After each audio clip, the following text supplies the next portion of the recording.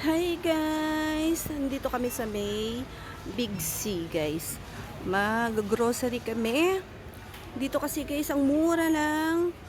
Panty liner nila dito, $1.90 lang. Doon sa harap namin na grocery, 110, sobrang mahal.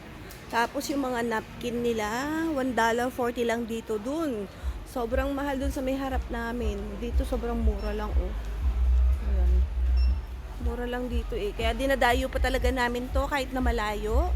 Talagang pupunta kami dito para bumili. Ayan. Ito mo yung mga cotton nila na ganyan, oh, mas mura kaysa sa grocery sa harap namin. Ayan.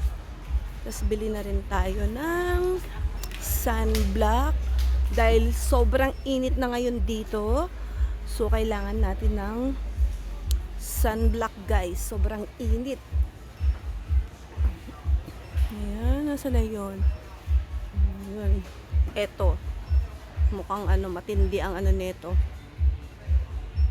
Mukhang matindi ang niyan, yan ang kunin natin. Ayan, actually kinuha ko na.